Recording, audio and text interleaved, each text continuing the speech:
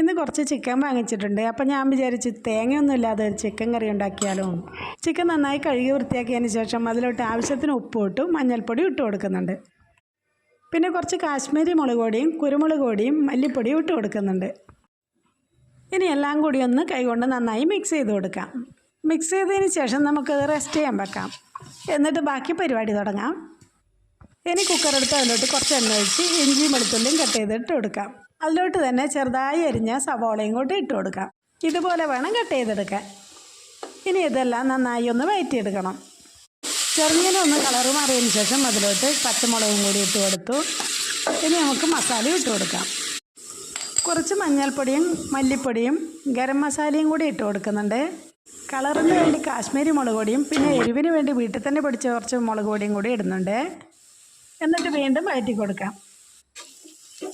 ഇങ്ങനെ ഉണ്ടാക്കുമ്പോൾ കുട്ടികൾക്ക് കഴിക്കാൻ പറ്റും. അധികം എരിവൊന്നും ഉണ്ടാവില്ല. അപ്പോൾ മസാല എല്ലാം പിടിച്ച് നന്നായി റെഡിയായി വരുന്നുണ്ട്.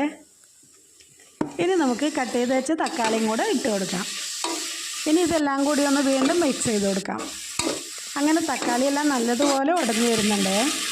അതിലോട്ട് കറിവേപ്പിലും കൂടി ഇട്ട് കൊടുത്ത് ഇത് നമുക്കൊരു പാത്രത്തിലോട്ട് മാറ്റി വെക്കാം. അതേ കുക്കറിലോട്ട് നേരത്തെ റെസ്റ്റ് ചെയ്യാൻ വെച്ച ചിക്കൻ ഇട്ട് കൊടുത്ത് ചിക്കനിൽ തന്നെ വെള്ളമുള്ളതുകൊണ്ട് ഞാൻ വെള്ളം ഒഴിച്ചില്ല. ഇനി നമുക്കിത് 2 വിസിൽ വരുന്ന നേരം മൂടി വെക്കാം. അങ്ങനെ ചിക്കൻ റെഡിയായി കിട്ടി. ഇനി നമുക്ക് നേരത്തെ വഴറ്റി വെച്ച മസാലയും കൂടെ അതിലോട്ട് ഇട്ട് കൊടുക്കാം. എന്നിട്ടെല്ലാം കൂടി ഒന്ന് മിക്സ് ചെയ്ത് കൊടുക്കണം.